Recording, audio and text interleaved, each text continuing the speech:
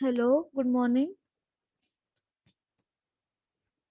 वाह, ओके, तो आज आपका नया नेक्स्ट पिछले वाला कल आपको समझाया था, समझ नहीं आया तो फिर से बता देना। हमने रेगुलेशन ऑफ रेस्पिरेशन पढ़ा था। आज है lung volumes, capacities, transport of respiratory gases. हमारे लंग वॉल्यूम क्या होता है वो सब पढ़ेंगे। कितनी कैपेसिटीज होती है, उसके टेस्ट क्या क्या होते हैं, ठीक है, वो सब पढ़ेंगे। पहला आता है आपका पल्मोनरी फंक्शन टेस्ट, जिसको हम लोग पीएफटीज बोलते हैं, ठीक है। पल्मोनरी का दूसरा नाम है लंग्स, हम लंग्स को पल्मोनरी बोलते हैं। ये फंक्शन टेस्ट जो होते हैं पीएफटीज, ये ऐसे टेस्ट होते हैं नॉन इन्वेसिव। एक इन नॉन इन्वेसिव होते हैं जिसमें सर्जरी की रिक्वायर्ड नहीं होती है। ये दो टाइप के होते हैं एक्चुअली, नॉन इन्वेसिव, इन्वेसिव, ठीक है। नॉन इन्वेसिव होता है जिसमें सर्जरी की रिक्वायरमेंट नहीं होती है, और इन्वेसिव होता है जिसमें सर्जरी, कटिंग वगैरह वो सब की रिक्वायरमेंट होती है, मतलब वो होता है उसमें। तो ये नॉन इन्वेसिव टेस्ट है जिसमें हमें पता करना होता है कि आपके लंग्स अच्छे से काम कर रहे हैं कि नहीं। ओके। ये जो टेस्ट है इसमें हम लोग क्या क्या मेजर करेंगे? आपका लंग वॉल्यूम, आपका कैपेसिटी, आपका रेट ऑफ फ्लो, ठीक है, और गैस एक्सचेंज, ये सब चीजें देखेंगे। ये जो इंफॉर्मेशन है ये हेल्प कर सकता है आपके, मेनली ये उनके लिए होता है कि जिनको लंग की डिजीज है।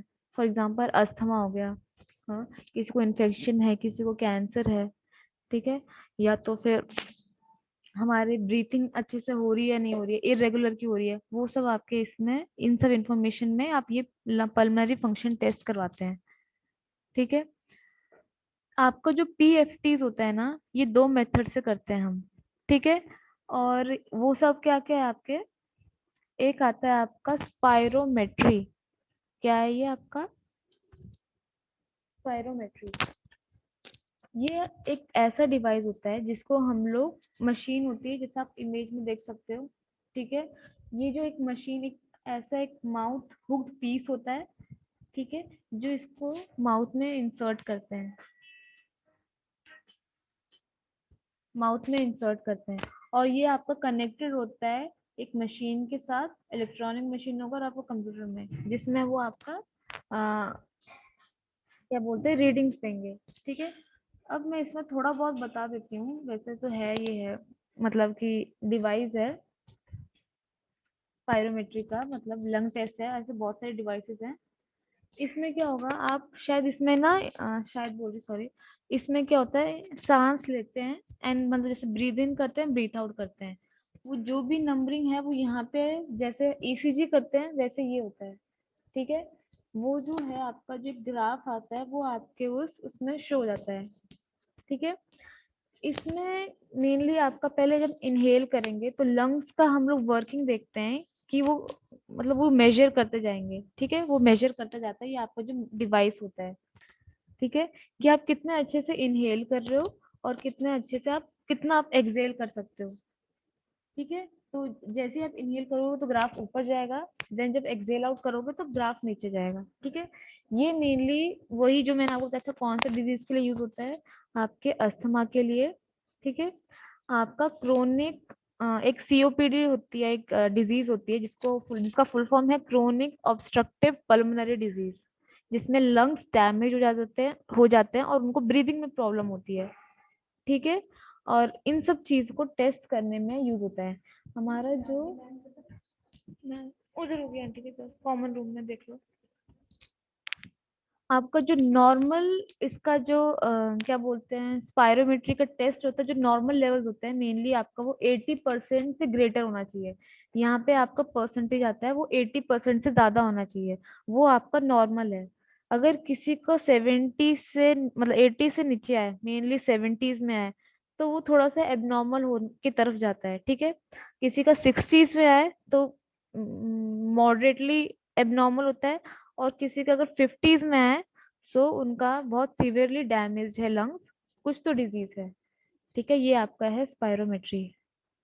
नेक्स्ट आता आपका सेकंड है प्लेथिस्मोग्राफी, ठीक है। इसमें आप जैसे इमेज में आप देख सकते हो,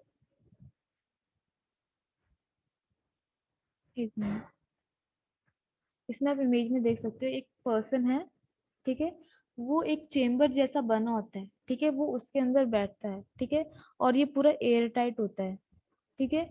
और इसमें क्या होता है, इसमें भी एक आपका जैसे एक मशीन होगी जिसमें वो हुक्ड होगा आपके मुंह, मतलब मुंह की तरफ, उसको मतलब आगे जो कैसे लॉन्ग जैसे ड्रॉ पाइप जैसी होती है जो आपको अपने मुंह में डालना है, ठीक है, उस पर्सन को। इसमें हम लोग ऑर्गन का वॉल्यूम कैसे चेंज होता है, जैसे फॉर एग्जांपल हम लोग ये मेनली किसके लिए यूज कर रहे हैं, लंग्स के लिए।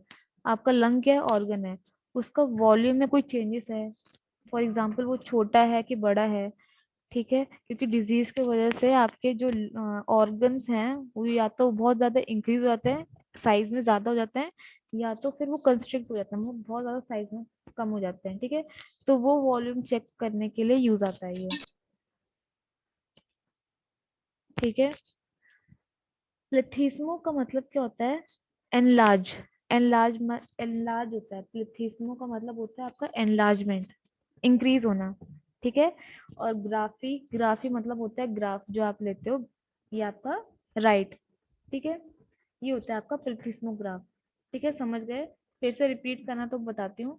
प्लेथिस्मोग्राफ में आपका ये आप देख सकते हैं एयर टाइट एक चेम्बर होता है जिसमें एक पर्सन बैठता है, वो यहाँ पे एक मशीन लगी होती है जिसमें इसको ब्लो करना होता है, इसमें हम लोग लंग्स का जो वॉल्यूम होता है वो डिटरमाइन करते हैं, वो मेजर करते हैं, ठीक है, कि वो लंग्स कैसे कुछ उसमें चेंजेस हैं या नहीं है, ठीक है।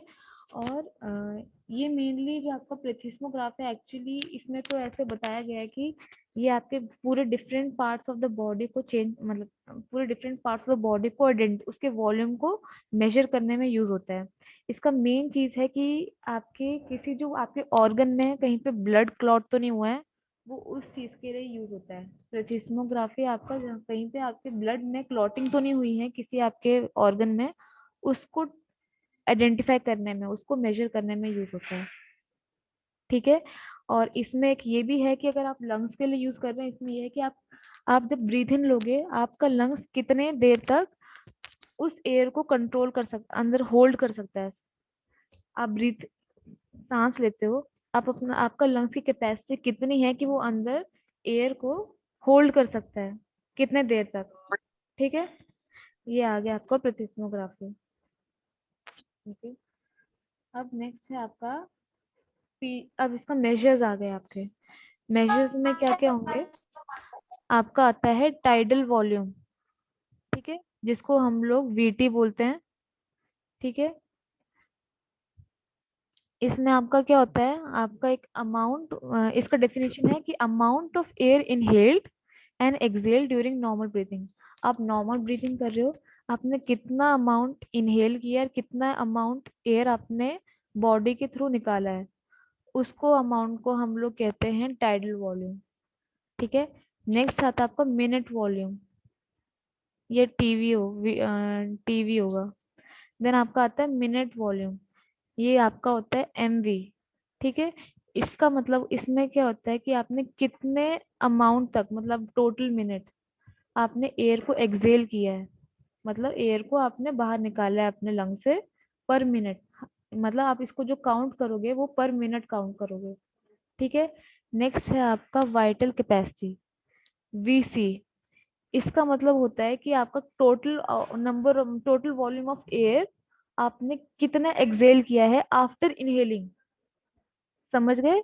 जैसे आपने इनहेल किया उतना आपने कितना वॉल्यूम ऑफ एयर निकाला है इनहेल करने के बाद, ठीक है।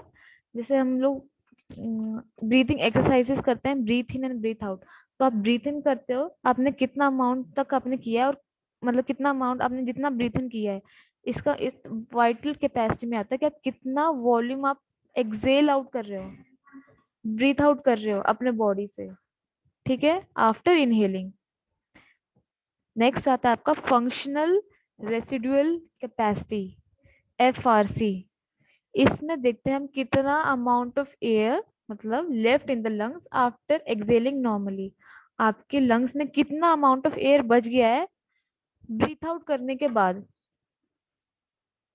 आपका लंग्स में कितना अमाउंट ऑफ एयर लेफ्ट हो गया है या रह गया है आफ्टर एक्सेलिंग। जैसे हम एक्सेल आउट करते हैं तो आपके लंग्स में कितना एयर लेफ्ट हो गया उसके बाद भी। ठीक है। नेक्स्ट है आपका रेसिड्यूअल वॉल्यूम। इसमें क्या होगा, amount of air left in the lungs after exhaling as much as person can.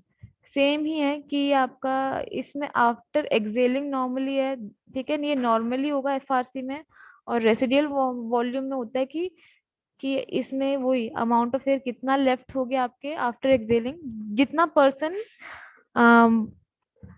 Excel कर, मतलब कि जितना पर्सन एक्सेल कर सकता है। जैसे आप खुद ही ट्राई करो, आप कितना अमाउंट ऑफ एयर निकाल सकते हो। हम जबरदस्ती अपने लंग्स को फोर्स करते हैं कि वो वहाँ अपने, मतलब वो लंग्स को हम फोर्स करते हैं कि जो हमने सांस लिए उसको एक्सेल आउट करें। ठीक है, तो हम कितना हम उसमें अमाउंट डाल सकते हैं। ठीक है। देन नेक्स्ट है आपका total lung capacity. Total lung capacity नाम से याद रखो, टोटल मतलब कि आप कितना अमाउंट, सॉरी कितना वॉल्यूम आप लंग्स के अंदर एयर फिल कर सकते हो। ठीक है, कितना अमाउंट ऑफ कर सकते हो, क्योंकि आप खुद ही आप ट्राई करोगे तो आप एक अमाउंट तक आप रोक सकते हो, मतलब उससे ज्यादा ब्रीद इन आप नहीं कर सकते। तो इसका ये होता है कि कितना वॉल्यूम ऑफ एयर आप अपने लंग्स में फिल कर सकते हो। ठीक है। नेक्स्ट है आपका फोर्स्ड वाइटल कैपेसिटी, FVC। इसमें है कितना amount of air exhaled forcefully and quickly after inhaling as much as person can.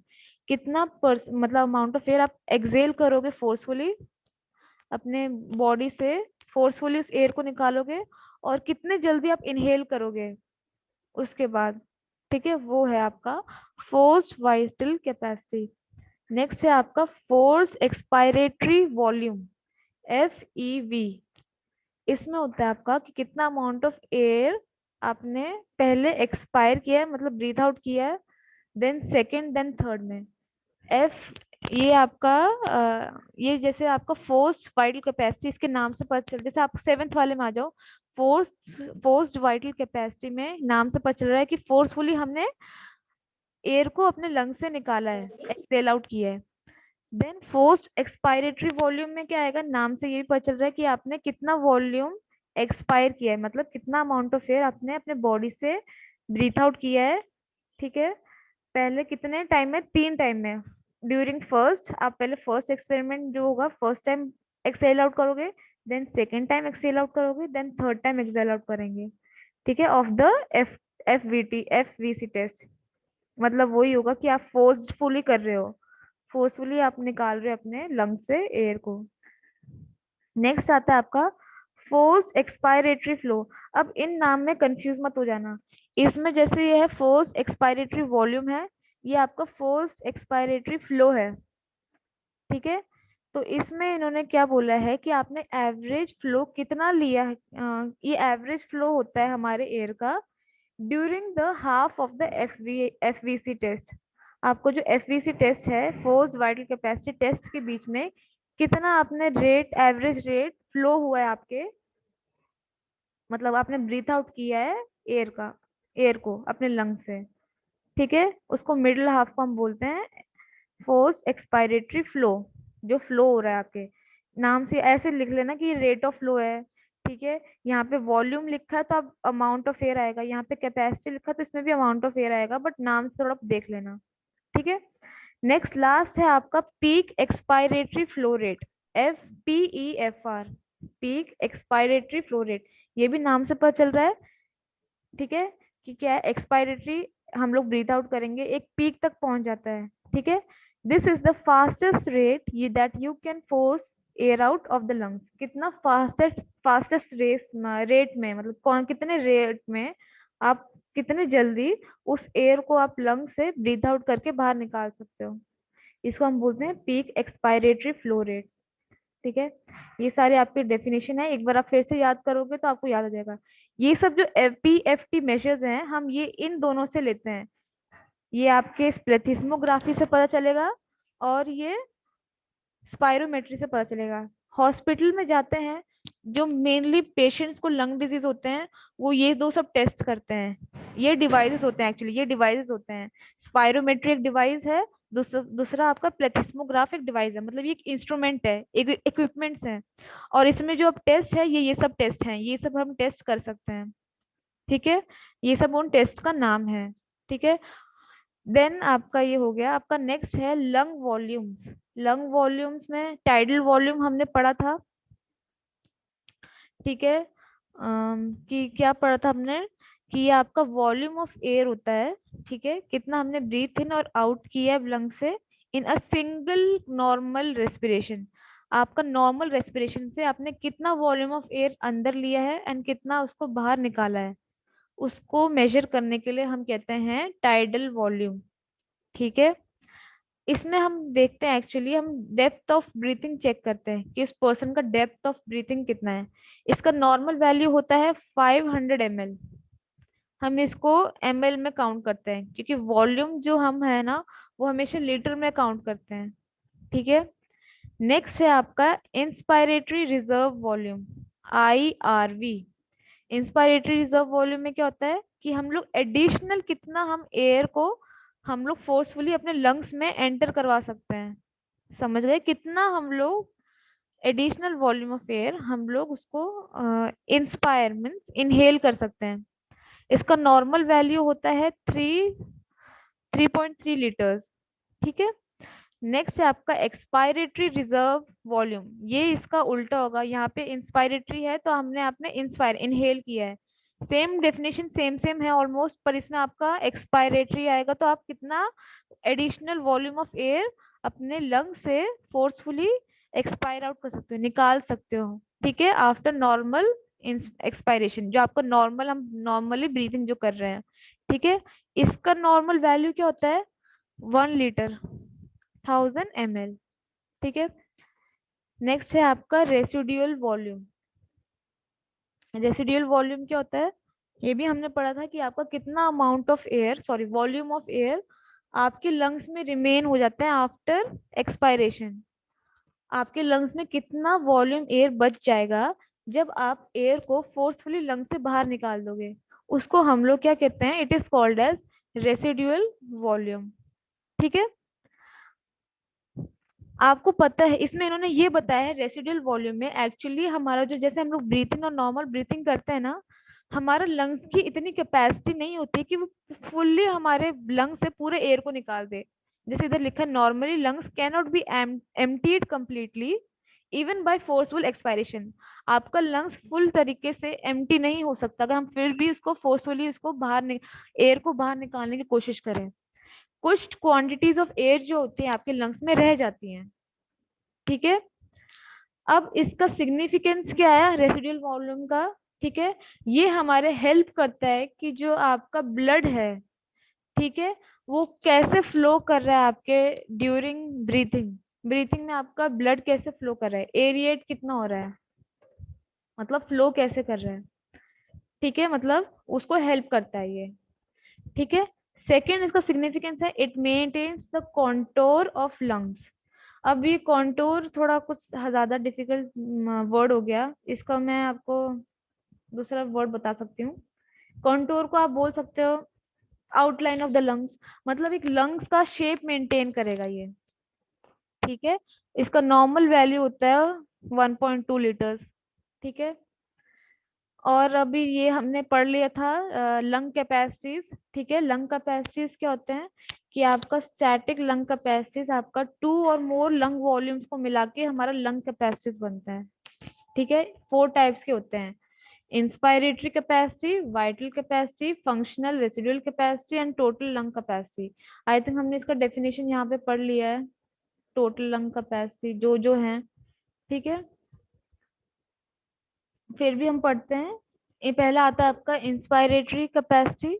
इसमें क्या होता है, इसको आईसी बोलते हैं, कि आपका मैक्सिमम वॉल्यूम ऑफ एयर कितना आपने इनहेल किया है आफ्टर एक्सपायरेशन, मतलब आपने जब सांस छोड़ने के बाद आपने फिर से आपने सांस ब्रीथ इन किया है, सांस अंदर लिया है, तो आपने कितना मैक्सिमम वॉल्यूम ऑफ एयर आप ले सकते हो, उसको हम लोग इंस्पायरेटरी कैपेसिटी बोलते हैं। ठीक है, ये आपका इंस्पायरेटरी कैपेसिटी है, नाम से याद रखना कि अगर इंस्पायरेटरी आएगा तो आपका वॉल्यूम ऑफ एयर कितना हमने इंस्पायर किया है। ठीक है, समझ गए। इसमें आपका क्या इंक्लूड होता है, tidal volume and inspiratory reserve volume, ठीक है, ये इसमें प्रेजेंट होता है, इंक्लूड होता है। तो आपका, हमने डेफिनेशन पहले पढ़ लिया है, तो इन्होंने उसका फॉर्मूला दिया है कि IC is equal to TV plus IRV. TV क्या है आपका, टाइडल वॉल्यूम, ठीक है, आईआरवी है आपका इंस्पायरेटरी रिजर्व वॉल्यूम, ठीक है। नॉर्मल वैल्यू ऊपर लिखा था, देन इसका नॉर्मल वैल्यू ये आएगा आपका 3800 ml, मतलब 3.8 लीटर्स। नेक्स्ट आता है आपका वाइटल कैपेसिटी। इसमें है कितना मैक्सिमम वॉल्यूम ऑफ एयर आपने एक्सपेल आउट किया है, बाहर निकाला है अपने लंग से फोर्सफुली, ठीक है।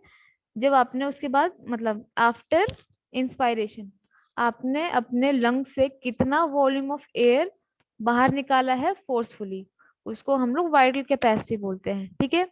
वाइटल कैपेसिटी में क्या क्या इंक्लूड होता है, आपका IRV, inspiratory reserve volume, tidal volume और एक्सपायरेटरी रिजर्व वॉल्यूम, जिसका शॉर्ट फॉर्म यहाँ पे दिया है, IRV inspiratory reserve volume, TV tidal volume, ERV expiratory reserve volume. मतलब वीसी इज इक्वल टू इन तीनों को प्लस करके जो आपका ये आया वो आपका नॉर्मल वैल्यू है, 4.8 लीटर्स या 4800 मिलीलीटर्स, ओके। ये आपका वाइटल कैपेसिटी है।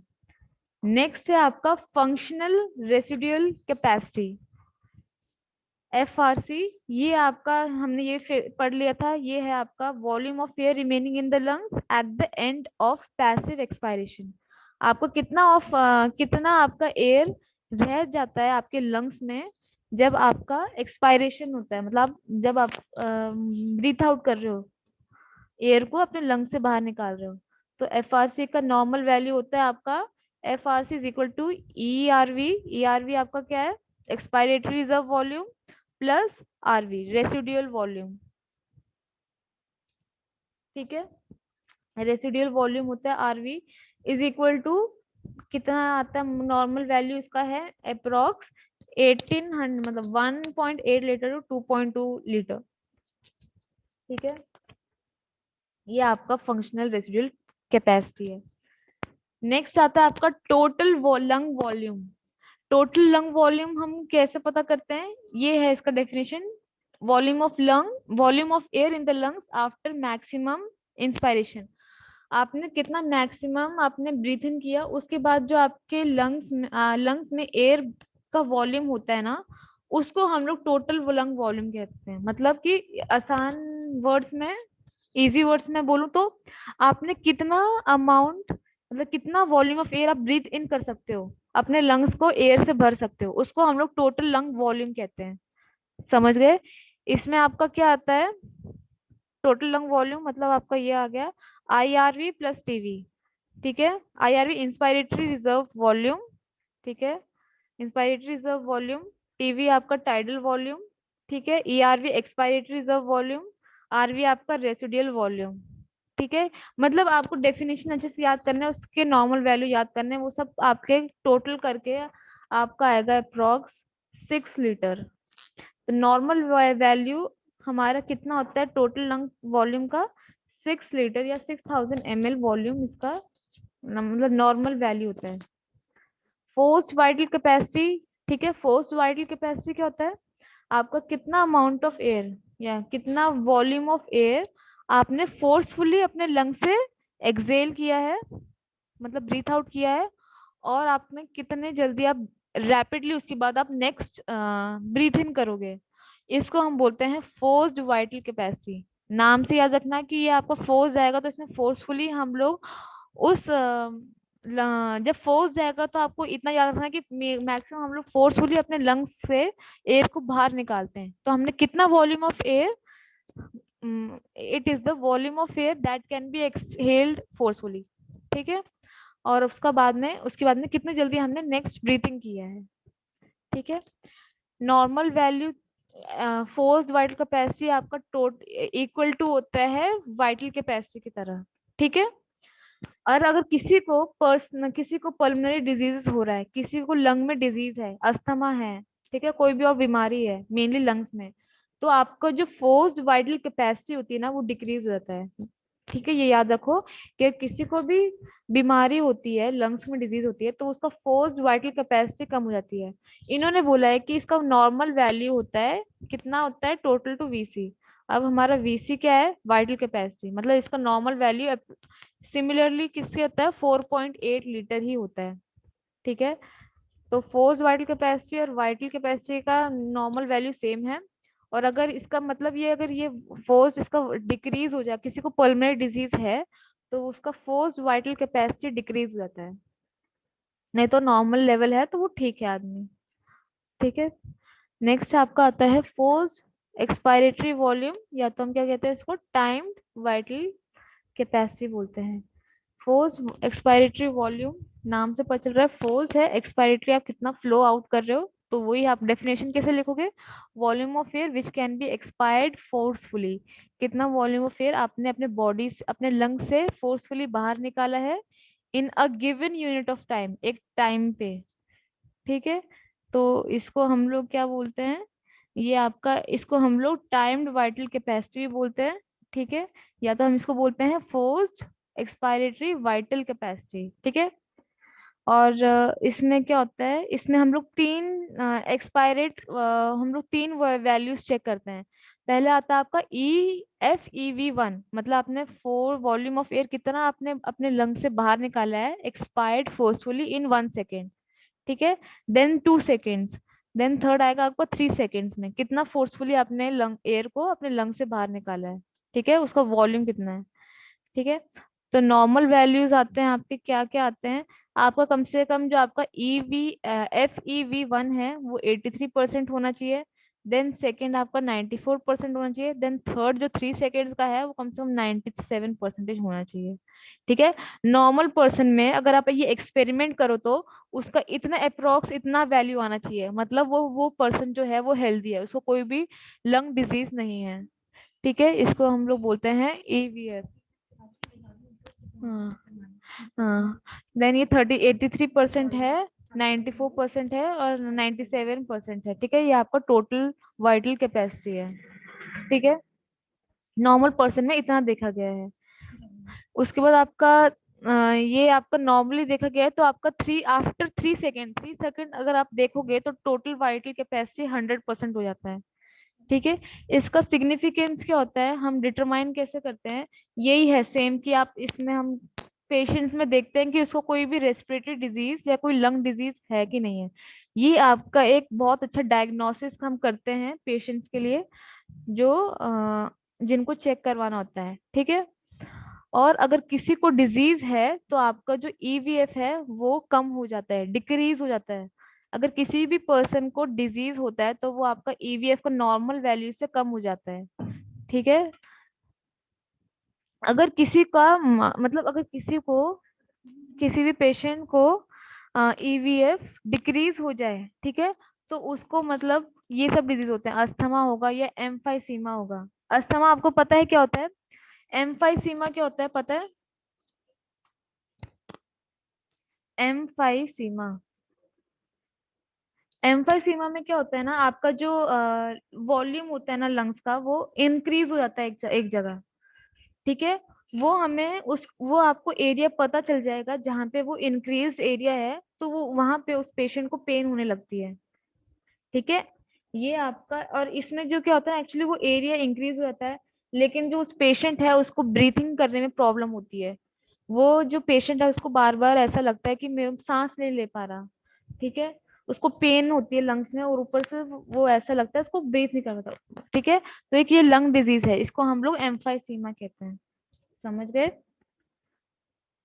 इसमें मेनली एम्फाइसीमा में आपका ये जो एल्वेओलाई सैक्स होते हैं ना, हमने जो पढ़ा था, वो डैमेज हो जाते हैं, वो या डैमेज होके साइज में इंक्रीज हो जाते हैं। ठीक है, इसके वजह से उनको निमोनिया के चांसेस ज्यादा बढ़ जाते हैं। ठीक है, अब आया इसमें हम लोग क्या क्या सिग्निफिकेंस क्या है, और एक और थर्ड क्या लास्ट है, इसमें हम लोग चेक कर सकते हैं किसी पेशेंट को फाइब्रोसिस तो नहीं है लंग्स में। फाइब्रोसिस पता है ना आपको, एक्स्ट्रा मसल्स जो होते हैं, एक्स्ट्रा वो डैमेज, आपके सेल्स डैमेज होते हैं तो वो कैंसर सेल्स में कन्वर्ट हो जाते हैं, तो उसको हम लोग फाइब्रोसिस कहते हैं। ठीक है, ये आपका सिग्निफिकेंस है EFEV का। ठीक है, फोर्स एक्सपायरेटरी वॉल्यूम का। ठीक है, नेक्स्ट है आपका respiratory minute volume. Respiratory minute volume क्या है? It is a volume of air breathe in and out. कितना वॉल्यूम ऑफ एयर आपने ब्रीथ इन किया है और कितना आउट किया है इन एवरी मिनट। मतलब आप क्या करोगे, एक कोई पेशेंट होगा, उसको हम लोग चेक करने के लिए एक मिनट में वो कितना वॉल्यूम ऑफ एयर अपने लंग्स में ले सकता है और कितना ब्रीथ आउट कर सकता है, वो हम चेक करेंगे। ठीक है, तो इसमें हम लोग ये आपका जो रेस्पिरेटरी मिनट वॉल्यूम होता है RMV, ये किसका प्रोडक्ट होता है? आपका टीवी और RR का, मतलब टाइडल वॉल्यूम का और रेस्पिरेटरी रेट का।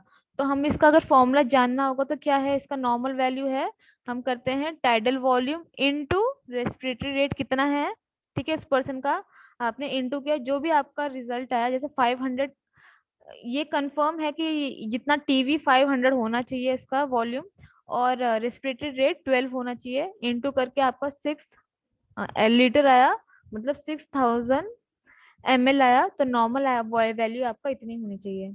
ठीक है, वेरिएशंस मतलब ये आपका वेरी कर सकता है, वेरिएशन मतलब ये आपका चेंज हो सकता है।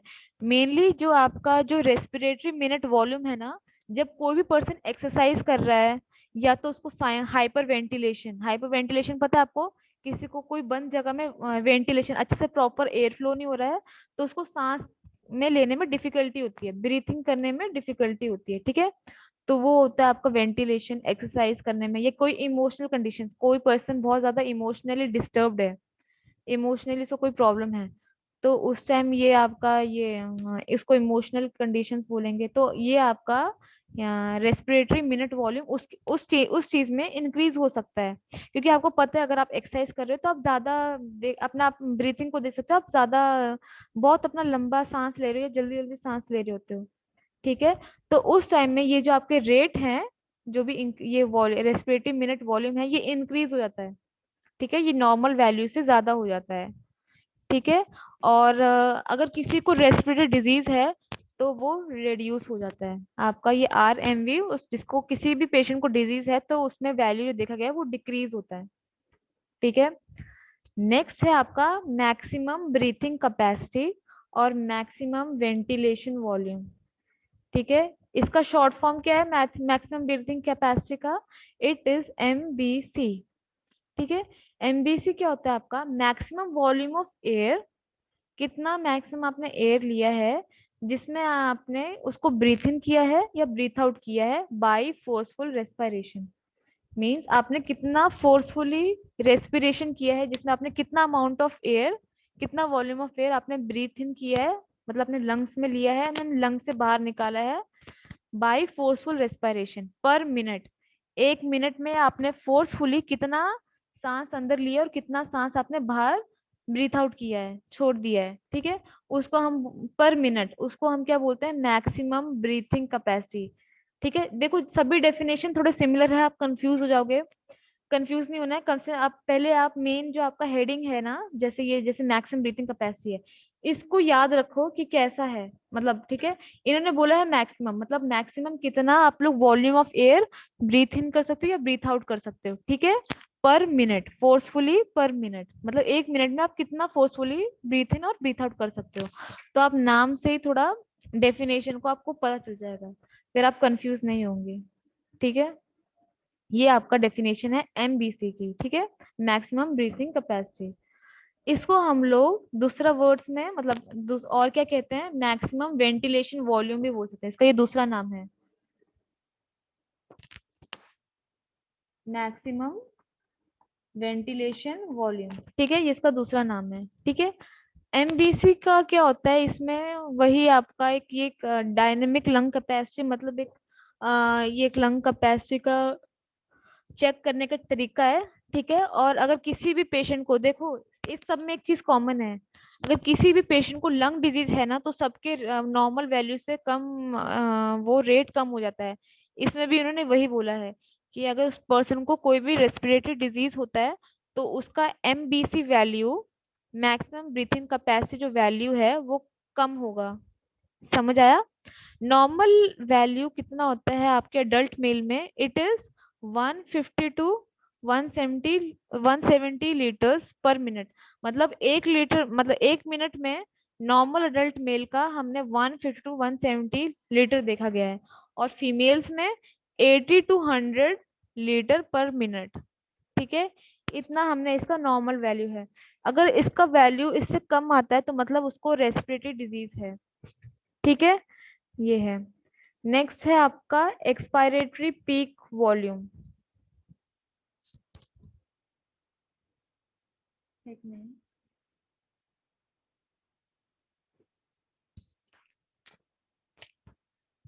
Expiratory peak, sorry, peak expiratory flow rate, EPEFR। हमने डेफिनेशन का पढ़ चुके हैं। ठीक है, क्या है? मैक्सिमम रेट कितना होता है हम लोग, जिसमें हम लोग नाम से पता चल रहा है। पीक मतलब एक पीक तक पहुंच जाता है, मतलब एक मैक्सिमम तक। ठीक है, कितना मैक्सिमम एयर हम लोग अपने लंग से एक्सपायर करेंगे, मतलब बाहर निकालेंगे आफ्टर डीप इंस्पायरेशन। मतलब कि आपका कितना मैक्सिमम रेट हम लोग अपने लंग से एयर को बाहर निकाल रहे हैं, ब्रीथ आउट कर रहे हैं आफ्टर हमने जब ब्रीथ इन किया है। ठीक है, ये आपका होता है पीक एक्सपायरेटरी फ्लो रेट। इसका नॉर्मल वैल्यू कितना होता है? नॉर्मल पर्सन में इसका नॉर्मल वैल्यू होता है 400 लीटर पर मिनट। 400 लीटर पर मिनट होता है। इसका सिग्निफिकेंस क्या है, मतलब इसका यूज क्या है? वही सेम है सब में, कि हम लोग इसमें रेस्पिरेटरी डिजीज को डिटरमाइन करने में, फाइंड आउट करने में यूज करते हैं। एंड ये आपका मेनली, अगर अगर आपका ईपीआर EPEFR मतलब पीक एक्सपायरेटरी फ्लो रेट का वॉल्यूम कम, मतलब रिड्यूस हो गया नॉर्मल वैल्यू से, तो उसको डिजीज है। ठीक है, और बस उसमें ईपीआर और रेस्ट, अगर किसी को डिजीज है तो नॉर्मली हमने देखा गया है तो उसका 200 लीटर पर मिनट होता है। और किसी को ऑब्स्ट्रक्टिव डिजीज है तो उसको कम से कम 100 लीटर पर मिनट तक देखा गया है। ये आपका एक टॉपिक हो चुका है अभी शायद। ठीक है,